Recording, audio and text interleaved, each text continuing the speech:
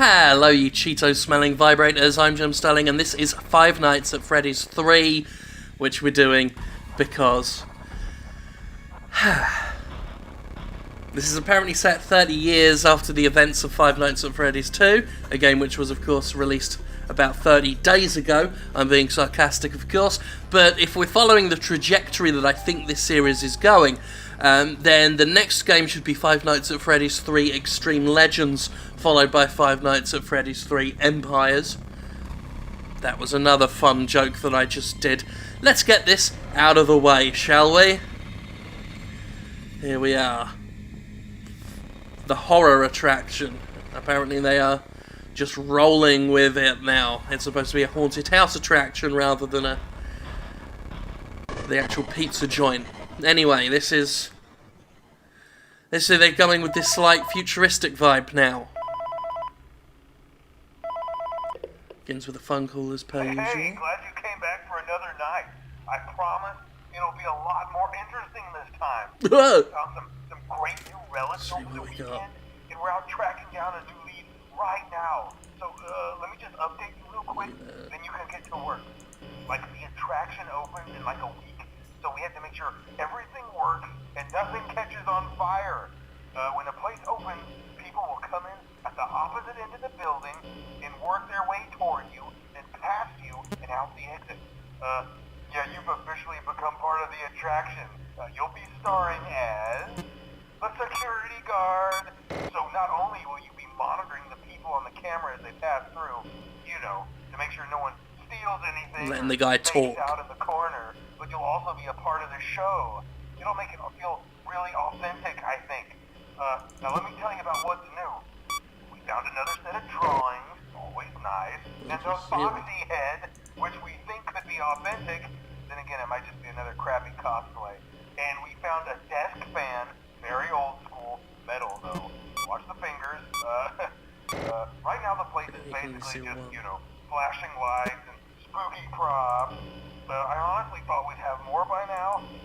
If we don't have something really cool by next week, then we may have to suit you up in a furry suit and make you walk around saying, boo. But, you know, like I said, we're trying to track down a good lead right now. Some guy who helped design one of the buildings says it was like an extra room that got boarded up, or something like that. So, we're going to take a peek and see what we can find. For now, just get comfortable with the new setup. You can check the security cameras over to your right with the click of that blue button. You can toggle between the hall cams and the vent cams. Then over to your far left, you can flip up your maintenance panel. You know, use this to reboot any systems that may go offline. In trying to make the place feel vintage, we may have overdone it a bit. Some of this equipment is barely functional. Yeah, I wasn't joking about the fire. That's a real risk. The most important thing you want to watch for is the ventilation. Look, this place will give you the spooks, man, and if you let that ventilation go offline, then you'll start seeing some crazy stuff, man. Keep that air flowing. Okay, keep an eye on things, and we'll try to have something new for you tomorrow night.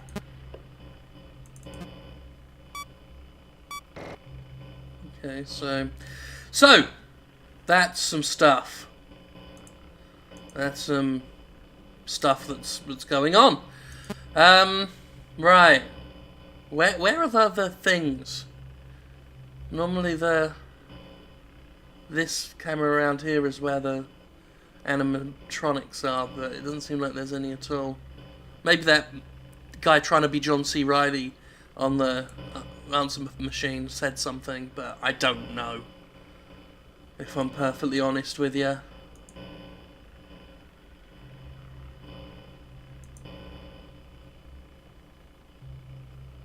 Let's play audio.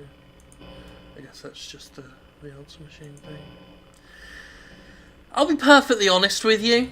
We're now 3 games deep into this series and I don't get it still.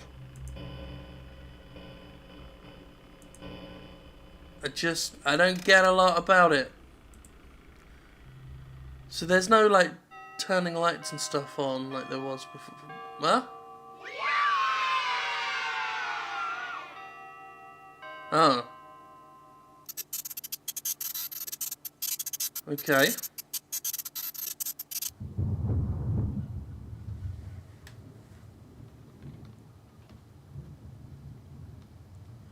I'm doing this again. There was something like this before. It's just a weird sort of extra thing.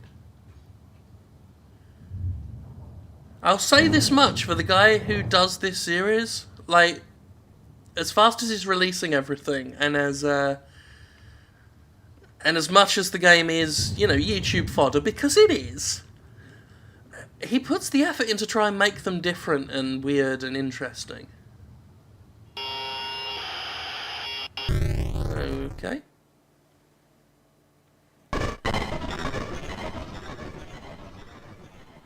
Dawn of the second day.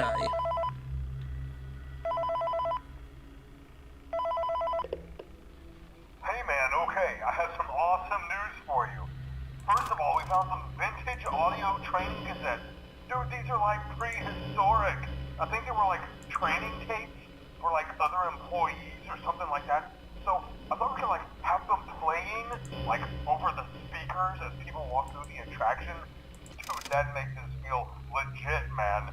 But I have an even better surprise for you. Ooh. You're not gonna believe this. We found gonna one. drink my coffee A while he real talks. one. Gotta go, man.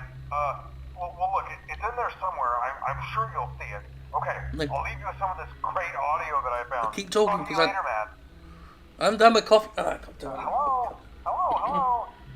Welcome to your new career as a performer/entertainer for Freddy Fazbear's Pizza. These tapes will provide you with much-needed information Ventilation on how error. to handle/climb into/climb out of mascot costumes. Right now, we have two specially designed Oh wait, that double we need to as both reset, don't we? animatronic and suit.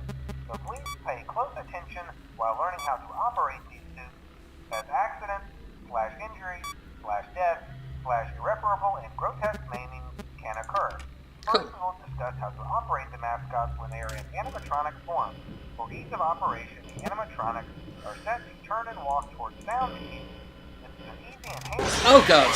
Okay. the animatronics stay where the children are for maximum entertainment/crowd. So that was. Change the animatronic Okay, that wasn't a mode, death. insert and turn firmly Doesn't the seem hand to be. crank provided by the manufacturer. Turning the crank will recoil and It's compress just the blinking. animatronic parts around the sides of the suit, providing room Ventilation to climb error. inside. Okay. Please make sure the spring Alright. locks are fastened tight to ensure the animatronic devices remain fixed. We will cover this in more detail in tomorrow's session. Smile. And that was okay. Again, I don't get this game. I don't get this game. We'll do it again, but I don't get it game. I'm guessing this time around we need to seal the vents off and shit to stop it. But we'll try and keep an eye on it. I don't much care for the buzzing or the static and shit. Okay. Map toggled.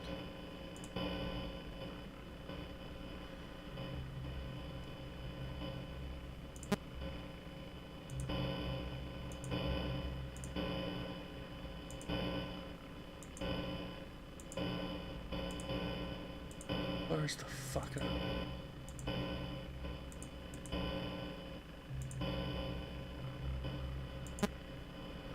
You know what? I'm just gonna seal this.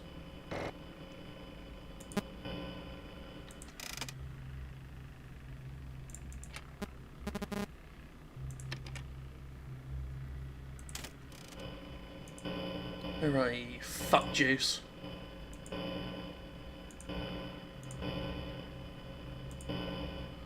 Fucking rabbit a-hole.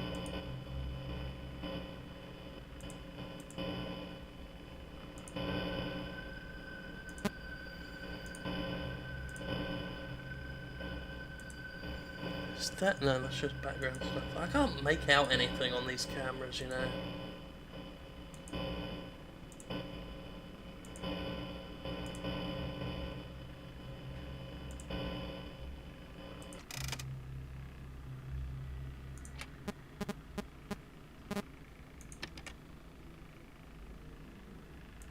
It's 1 AM.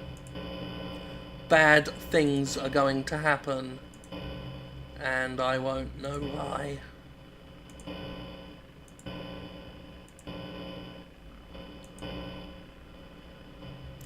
So I told this story on Twitter yesterday, I think, and it helps to have a map.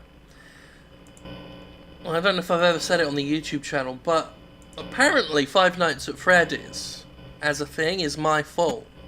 You know that?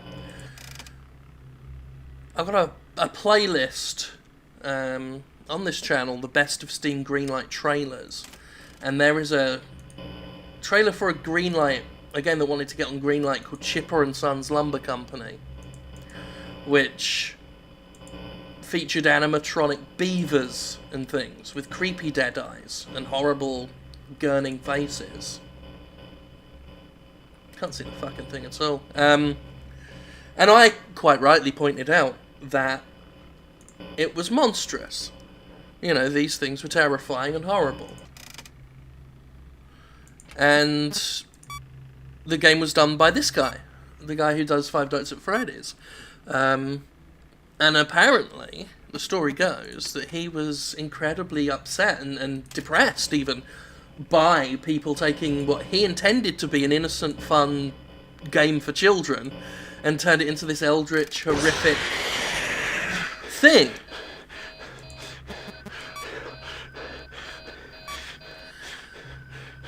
And he says he was in a depression for a good long while because, you know, he did this game, Chipper and Sons, and everyone thought it was scary rather than fun and kid-friendly.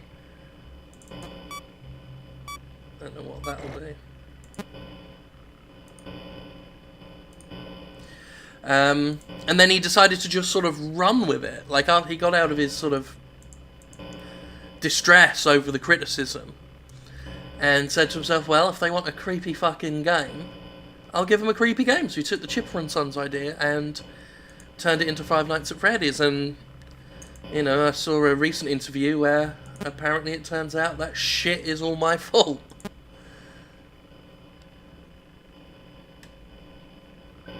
It's the one cited as... Oh God, where is it? Had a bead on that wanker.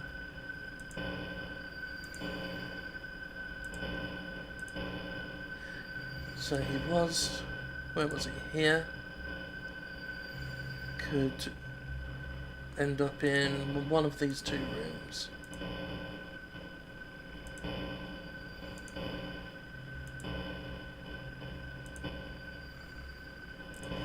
Unless I'm just not seeing him anywhere here. If he goes here, he can't go through this vent here. But then he could go that way.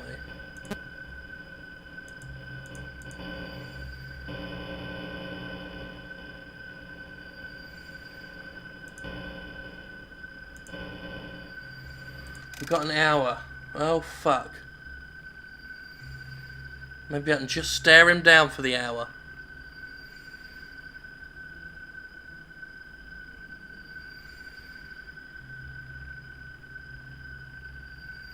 It's just me and him.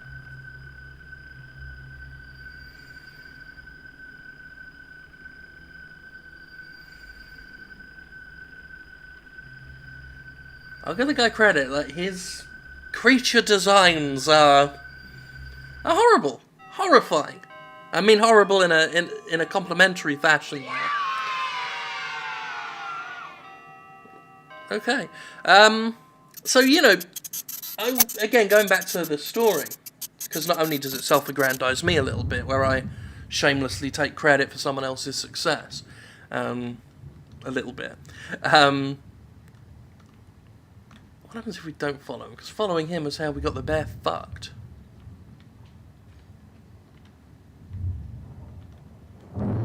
Yeah, I don't get what we're doing here. But really, what I like about the story, more than me sort of just inserting myself into someone's legacy, is like, it shows that the Five Nights at Freddy's guy really did something valuable with criticism. The reaction to Chipper and Sons was not what he wanted, you know. And that upset him for a while, and it does upset you when someone criticises something and they don't get what you were going for. But rather than lash out, rather than attack the critics, rather than say, I had no issue them with DMC takedown strikes, what's that we can't avoid following him, he took the criticism and then did something useful with it, something really worthwhile, and turned it into a fucking success. Let's see if we can just get out of here. I don't know. You know, from turmoil comes this. It's turned into a fucking massive franchise for the guy. That's a good story, I think. Hello. For today's lesson, we will be continuing our training on proper suit handling techniques. When using an animatronic as a suit, please ensure that the animatronic parts are tightly compressed and fastened by the spring locks located around the inside of the suit. It may take a few moments. Position your head and torso between these parts in a manner where you can move and speak. Try not to nudge or press against any of the spring locks inside the suit. Do not touch the spring locks at any time. Do not breathe on I guess that draws things there. That's clever. And cause them to break loose. In the case that the spring locks come loose while you are wearing a suit, please try to maneuver away from. But I guess that's why, even though I don't quite get Five Nights at Freddy's as a thing, as always, there is ever what the hell is that now? Please go to the designated safe room. Every location is built with one extra room that is not included in the digital map layouts programmed in the animatronics or security booth. This room is hidden to customers, invisible to animatronics, and is always off camera. Anyway, sorry, let me actually continue my thought. As I said, I have an affinity for the game, because it reminds me of a lot of, you know, stuff I went through with my own success. Obviously not near as successful as Five Nights at Freddy's, but with the Jimquisition web show I do, which is to date the most popular thing I've ever done and continue to do. Video error, fucking annoying. These systems. Because I went through a similar thing, you know. When I debuted the show on theescapist.com, the reaction to it was very negative. People did not like it. So who is this? Who is this fat asshole? Is he on drugs? Oh, look at that! Some cool, fun animation there. You know, they didn't care for it, and well, that's happening a lot now. And again, like him, I was depressed somewhat by the you fuckface.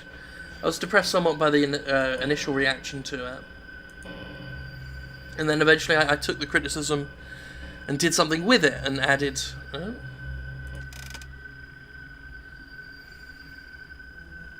That's kind of cool. You know, they didn't like that it was unscripted. I worked with scripting elements to it. They thought the ego was irritating, and then very much like what he did here with Five Nights, I then took the ego idea and turned it into an actual deliberate concept. And made a real sort of big persona out of it. And turned it into a show that went from me not thinking it would make it past the initial contracted 20 episodes to here we are years later. You can keep looking, sunshine. And it's, you know, I'm now doing that independently. It's getting, you know, anywhere between 100 thingies and thingies. So anyway, anywhere between 100,000 views and let me finish my, because we're going to end that there, but I just wanted to say that the general story of Five Nights at Freddy's as a series is that the Jimquisition is a good show and you should watch it. And I think that's really the message that Scott Cawthon has wanted to share for a long time, and maybe he didn't have the words to do that. So, thank God for me.